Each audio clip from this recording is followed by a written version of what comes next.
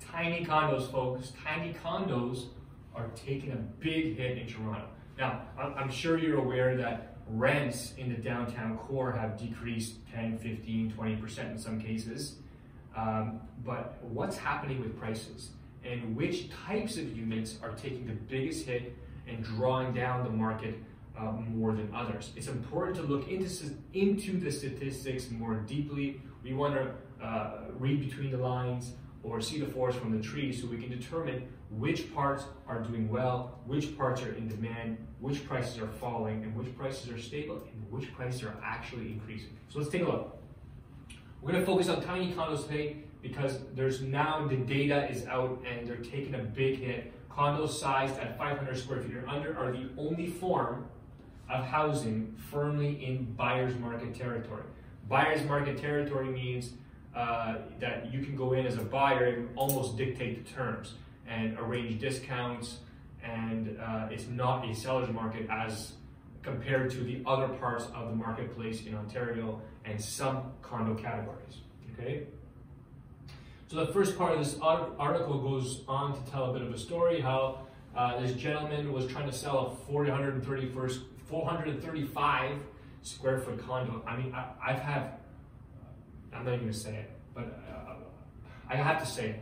I think my walk-in closet is bigger than that. Like, that's insane. I don't know how you live in a box that way when there's other options. Anyway, so he's trying to sell a 435 square foot condo in Ontario's entertainment district. He sold us a previous condo for $580 in February, pre-COVID. But during COVID, they were dropping the price. They had dropped it to $529 and still were not able to get an offer and ended up renting it well below market rent just to sort of sustain the property. So, but it's representative of a wider trend in the city and what's going on. And I want to be clear and I want to show you the numbers. So it's become clear that COVID-19 has caused two shifts in demand: a desire for more space and more value-oriented homes outside the core, both of which negatively impact the market for small condos, okay? Obviously, people want, if you're gonna be locked inside, do you wanna be locked inside of a shoebox? Or do you wanna be in a house with a porch and a deck and a backyard and a front yard, or at least a condo with a balcony and lots of amenities to handle? So these tiny units are not doing well.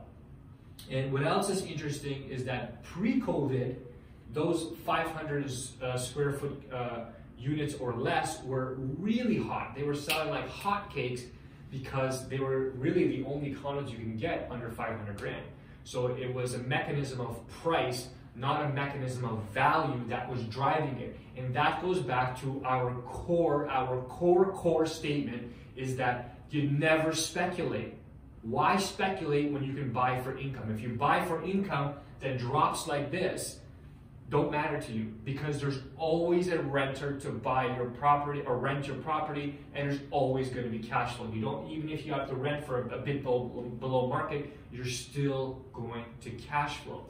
This is speculation, and this is the lows of speculation. This is what happens. So you can make some highs, you can make some lows. There is volatility, but when you buy for income, the income protects you in times of volatility and gives you the opportunity to refinance or to sell when the market's up, which is why you want to buy for income. I know I sound like a broken record. Anyway,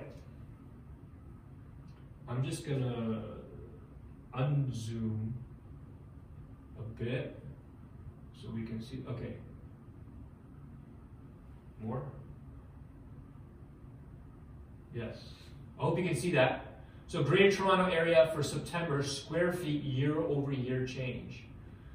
So what this graph is measuring is the year-over-year price change in units based on square footage. So units on 500 square feet or under are selling on average 20% less than they were last year, year-over-year in October, or I believe this is from September to September.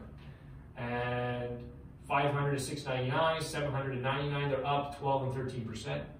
And 1,000 square foot plus units are up 5%.